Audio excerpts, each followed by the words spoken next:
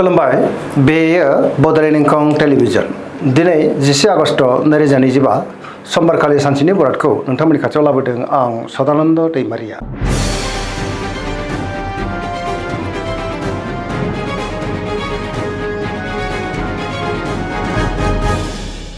सिगां फरायनो लादों मेष राशि गिबि हांखो अ ल दिनैनि साना जोबोद मोजां होनजायो। बहानिफ्राय हरखाबै मोजां खौरांबो फैनो हागौ। गावनि गोसोनि साननायफोरखौ दिनै गुबुननो फोरमायनोबो हागोन। बहाबा दावबायनो एबा हान्थिनो खाबु मोननो हागौ आरो मोजाङैनो हान्थिनोबो हागोन। जेरावबो जाफुंसारगोन। गियाननि आंखाल जानाय नङा। सोरबा लोगोजों दिनै बाख्नायजानोबो हागौ। रांखावरियाव मोजां होनजायो। मोननो गोनांखौ दिनै मोननोबो हागौ। बेफार फालांगियाव जोबोद मोजां मुलाम्फा मोनगोन। सोरजोंबा बाख्नायजानानै गोसोआ दिनै जोबोद खुसि जागोन। न'खराव अननानै फैगोन। बिमा बिफानिफ्राय अननायफोरखौ दिनै मोननो हागौ। गुबुननि गोसोखौ गोरलैनो बोनोबो हागोन। लोगोफोरनिफ्राय थोजासे अनसायनाय मोनगोन। समाजाव मान मोननो हागोन। लाइमोनफ्रा गावबा गावनि गोसोनि साननायफोरखौ दिनै फोरमायलायनोबो हागोन। पजिटिभ इनार्जिनि गोहोम गोग्लैगोन। धोरोमारि बिथिङावबो दिनै गोसो दुंखांनो हागौ। सरासनस्रायै दिनै साना जोबोद मोजां आरो मोजाङैनो बारग'लांगोन।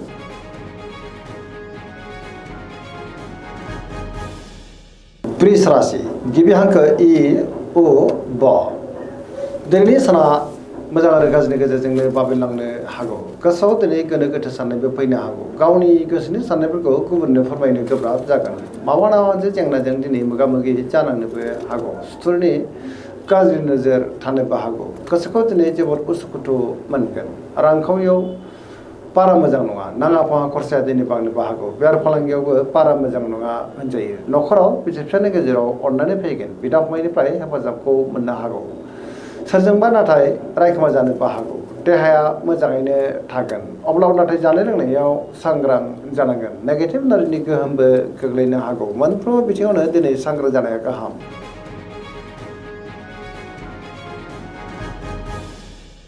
मिथुन राशि गिबि हांखो क स दिनैनि साना जोबोद मोजां। पजिटिभ इनार्जिनि गोहोम गोग्लैगोन। गोसोआव गोथों आरो गोग्गो साननाय फैगोन। गियाननि आंखाल जानाय नङा।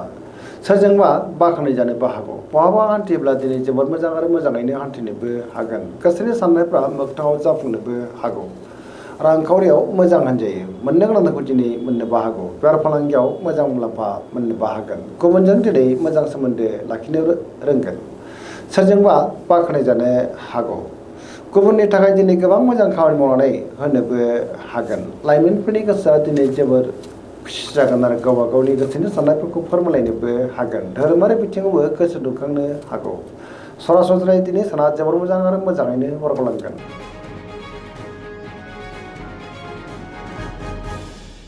कर्कट राशि गिबि हांखो ड ह दिनैनि साना जोबोद मोजां। गावनि गोसोनि साननायफोरखौ गुबुननो फोरमायनोबो हागोन। गोबां मोजां खाबु दिनै मोननोबो हागौ। सोरजोंबा बाख्नायजानोबो हागौ। फरायसाफोरा दिनै फरायनायाव गोसो दुंखांगोन आरो मोजां फिथाइ मोननोबो हागोन। गोसोनि साननायफ्रा दिनै मोगथाङाव जाफुंनोबो हागौ। पजिटिभ साननो रोंगोन। रांखावरियाव मोजां होनजायो। बेफार फालांगियावबो दिनै जोबोद मोजां मुलाम्फा मोननोबो हागोन। देहाया दिनै मोजाङैनो थागोन। जायखि खामानि मावा मानो दिनै मोनफ्रोमबो खामानिखौनो गोरलैयैनो मावफुंलांनो हागोन। समाजाव बयजोंबो मान होजागोन। फरायसाफ्रा दिनै फरायनायाव गोसो दुंखांगोन आरो मोजां फिथाइ मोननोबो हागोन। धोरोमारि बिथिङावबो दिनै गोसो दुंखांनो हागौ। लाइमोनफ्रा गावबा गावनि गोसोनि साननायफोरखौ दिनै फोरमायलायनो हानानै गोसोआव गोजोननाय फैगोन।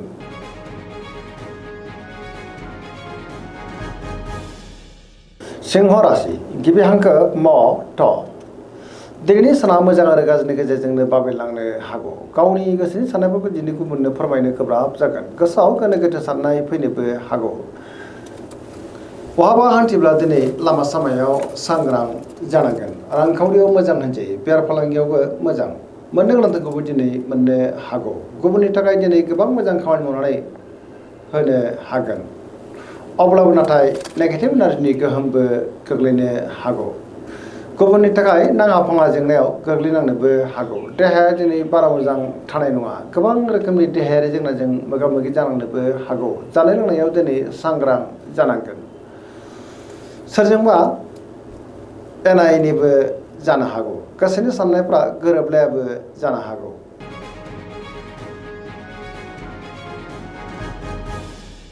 कन्या राशि गिबि हांखो प थ दिनैनि साना जोबोर मोजां। गोसोखौ दिनै जोबोर गोजोननाय मोनगोन समाजाव लोगो लेवा बांगोन गोथों आरो गोग्गो साननो रोंगोन गियाननि आंखाल जानाय नङा सोरबा गोजाम लोगोजों दिनै बहाबा लोगो मोनज्लायनाय गोसोआव गोजोननाय फैगोन रांखावरियाव मोजां होनजायो बेफार फालांगियावबो दिनै जोबोर मोजां मुलाम्फा मोनगोन देहाया मोजाङैनो थागोन फरायसाफ्रा दिनै फरायनायाव गोसो दुंखांगोन आरो मोजां फिथाइ मोनगोन सिगांनि बबेबा आद्रा खामानिया दिनै गोरलैयैनो मावफुंजानोबो हागौ पजिटिभ एनार्जिनि गोहोम गोग्लैगोन लाइमोनफोरनि गोसोआ दिनै जोबोर खुसि जागोन आरो गावबा गावनि गोसोनि साननायखौ फोरमायलायनोबो हागोन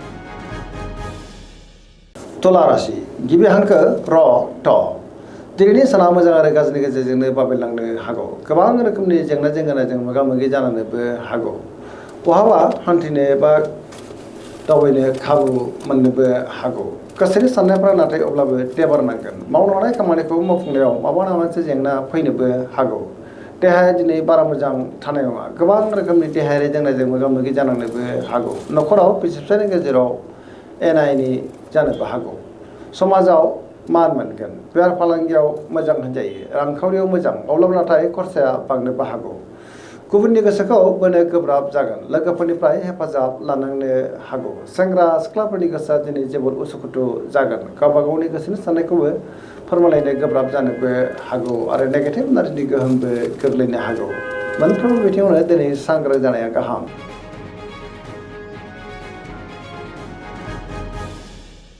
वृश्चिक राशि गिबि हांखो न स दिनैनि साना जोबोर मोजां बहाबा दावबायनो एबा हान्थिनो खाबु मोननो हागौ आरो मोजाङैनो हान्थिनोबो हागोन समाजाव लोगो लेवा बांगोन गोबां मोजां खाबु दिनै मोननोबो हागौ गोसोआव गोथों आरो गोग्गो साननाय फैगोन गियाननि आंखाल जानाय नङा मावनो हानाय खामानिखौ दिनै थि समावनो आरो गोरलैयैनो मावफुंनोबो हागोन गुबुननिफ्राय थोजासे हेफाजाब मोननोबो हागौ गोसोनि साननायफोरा दिनै मोगथाङाव जाफुंनोबो हागौ गोसोनि बोलोआ बांगोन समाजावबो मान मोननो हागोन न'खराव बिसि फिसायनि गेजेराव अननानै फैगोन रांखावरियाव मोजां अब्लाबो नाथाय खरसाया बांनोबो हागौ बेफार फालांगियाव मोजां होनजायो देहाया दिनै मोजाङैनो थागोन गुबुननिफ्राय थोजासे हेफाजाब मोननोबो हागौ फरायसाफ्रा दिनै फरायनायाव गोसो दुंखांगोन आरो मोजां फिथाइ मोनगोन लाइमोनफ्रा जोबोर खुसि जागोन आरो गावबा गावनि गोसोनि साननायफोरखौ दिनै फोरमायनोबो हागोन धोरोमारि बिथिङावबो गोसो दुंखांनो हागौ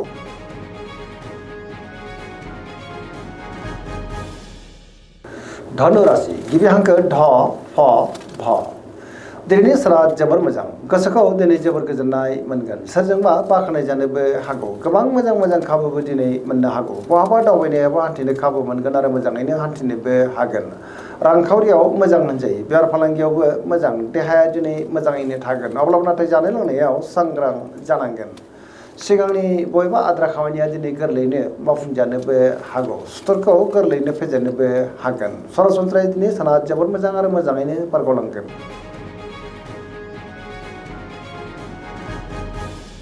मकर राशि गिबि हांखो ख च दिनैनि साना मोजां आरो गाज्रिनि गेजेरजोंनो बाबेनलांनो हागौ गावनि गोसोनि साननायफोरखौ दिनै गुबुननो फोरमायनो गोब्राब जागोन माबा मोनसे जेंनाजों मोगा मोगि जानानैबो हागौ रांखावरियाव बारा मोजां नङा नाङा फाङा खरसाया दिनै बांनोबो हागौ बेफार फालांगियावबो बारा मोजां नङा होनजायो मोननो गोनांखौ दिनै मोननो गोब्राब जानोबो हागौ सोरजोंबा थगायजानोबो हागौ गुबुननि थाखाय दिनै नाङा फाङा जेंनायाव गोग्लैनांनोबो हागौ मोनफ्रोमबो खामानियावनो मावफुंनायाव माबा मोनसे हेंथा फैनोबो हागौ गोदान खामानियाव दिनै आखाइ होजेननो हानाय नङा न'खराव बिदा फंबायनि हेफाजाबखौ मोननो हागोन बिमा बिफानि अननाय आदरखौबो मोननो हागोन सेंग्रा सिख्लाफ्रा दिनै गावबा गावनि गोसोनि साननायफोरखौ फोरमायलायनो हागोन फरायसाफोरा फरायनायाव गोसो दुंखांगोन सरासनस्रायै दिनै साना मोजां आरो गाज्रिनि गेजेरजोंनो बाबेनलांनोबो हागौ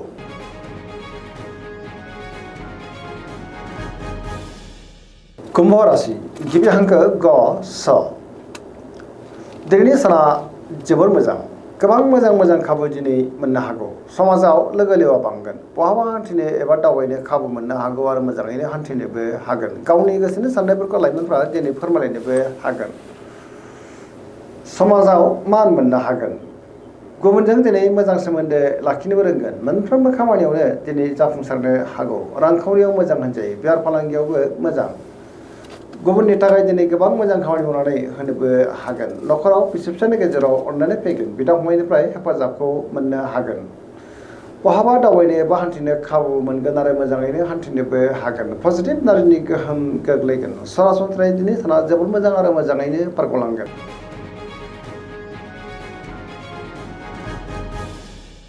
मीन राशि गिबि हांखो ड स दिनैनि साना जोबोर मोजां गावनि गोसोनि साननायफोरखौ दिनै लाइमोनफ्रा फोरमायलायनोबो हागोन पजिटिभ एनार्जिनि गोहोम गोग्लैगोन सोरबा गोजाम लोगोजों दिनै बहाबा हरखाबै लोगो मोनज्लायनोबो हागौ समाजाव लोगो लेवा बांगोन गोबां मुंदांखा सुबुंजों दिनै बहाबा लोगो मोनज्लायनोबो हागौ देहाया मोजाङैनो थागोन रांखावरियाव मोजां बेफार फालांगियावबो मोजां होनजायो न'खराव बिसि फिसायनि गेजेराव अननानै फैगोन सोरजोंबा बाख्नाय जानो हागौ लाइमोनफोरनि गोसोआ दिनै जोबोर खुसि जागोन आरो गावबा गावनि गोसोनि साननायफोरखौ दिनै फोरमायलायनोबो हागोन पजिटिभ एनार्जिनि गोहोम गोग्लैगोन सरासनस्रायै दिनै साना जोबोर मोजां आरो मोजाङैनो बारग'लांगोन दिनैनि राशि फरायनाय एसेनोसै जोबनायाव बेखौनो खावलायो जाहाथे नोंथांमोना सानफ्रामबो जोंनि बे बड'लेण्ड इंखं टेलिभिजनखौ नायबाय थायो आरो साबस्क्राइब खालामो लोगोसे लाइक खालामो आरो शेयार खालामो एसेनोसै गोजोन्थों।